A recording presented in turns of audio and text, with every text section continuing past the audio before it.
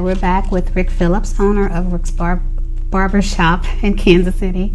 And Rick, let's go back to the contractor that you worked with, the prior owner to Bunny's Beauty Supply. What were some of the things that he furnished you with, and kind of the deal that you guys came up with that made it affordable for you to get the things that you needed to start?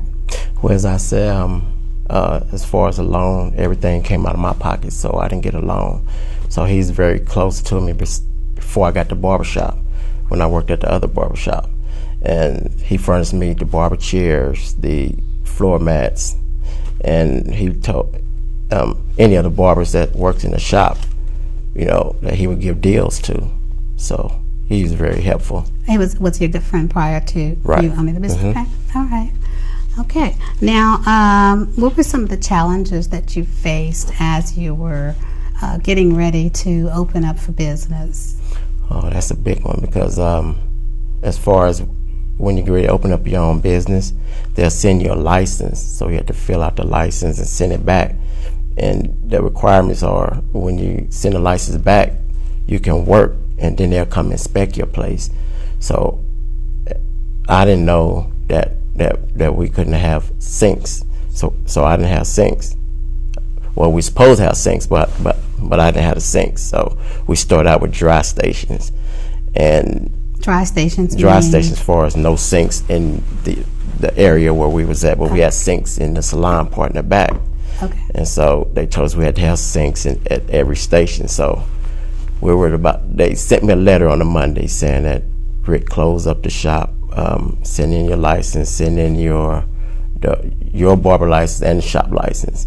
And so I knew the people on the state board from years working with them at the other shop. And so he kind of talked to me, and he asked me what's as soon as I could have the sinks in. I told him about a week. As soon as my contractor put it in, I'll give him a call. He said, okay, just give me a call and we'll come inspect. So we put the sinks in, excuse me. And I called him, and he said, well, Rick, I've been knowing you a long time. I know you're an honest fella, so we believe you. So they didn't come check until later on in the future. Did you see that as a possible longer setback to open? It was a little setback, but everything worked out right though. What is involved in an inspection when they come to inspect the barbershop? Well, they come inspect your, like I said, the sinks, and make sure everybody's license is up to date. They check the wiring, and basically that's about it. Make sure everything is clean and neat. Okay, so you've been in the business now for 20 years? Yes. What would you say has changed in the barber industry itself since you started? Well, not much, but for as styles, a lot of styles have changed. Other than that, people are the same, you know. I'm trying to bring the old school flavor back into the shop. That's about it. How do you keep up with the different styles? The kids help you keep up with the styles. So they come in and basically tell you right what they want their hair to look like. Exactly. And me myself, I watch a lot of fashion, so I like fashion. So if I see this person, if I see something look good on this person, then I kind of blend it all together. Are these things taught in barber school? No, just the basics are really taught in barber school. Basics meaning? As far as haircuts, just the basic cuts, like even all over, or they don't get into really the styles until they get outside the barbershop. What is the process of learning in school? When you say the basic styles, what do they start out learning first? With the school I went to, we did classwork for a couple hours.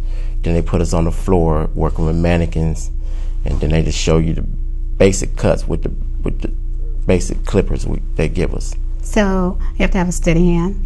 Yes. What if you don't have one?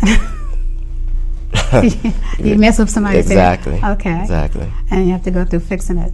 Yes. What about technique in shaving and lines? Well, right now I heard that they use razor with a balloon. Okay. And take the razor over the balloon, kind of, you know. And that's for shaving? That's for shaving. Okay. So Well, we had one of the best instructors, I think, down there. Okay. Now I see some guys like to grow the goatee, I guess. And I've seen some shaped up really, really nicely, and I've seen some not shaped up so nicely. What is the technique in doing that, since it's so close to the lip line? Basically, it's Would they practice on a balloon for that as well? And mannequins, and when we get, if we don't have anybody coming to school, because when you out on the floor, when you get through with your mannequins, they have you practice on clients that come in, and so they have to sign a waiver where if anything goes wrong, they're not responsible because they're taking a chance already by coming to the school. So really? we practice on them. Okay, and they know this. And they know this. Prior to, okay, right. Is that why they don't? The fee is so right. That's why low? the fee is low. So. Any strange things that have ever happened have you heard? Well, it has been one. A guy was lining one of the clients. He kind of nicked his ear, and he was bleeding, but kind of patched it up, and the client understood, because he was a new student on the floor. Okay. Yeah. What about the sterilization of some of the, I guess, the clippers? They can, and I've seen razor bumps. Is that because of the razor not being as clean? Sometimes it come from the razor, the clippers, or it just could be that person's skin. But we're required to clean our clippers every time we get through with a client. Have you had any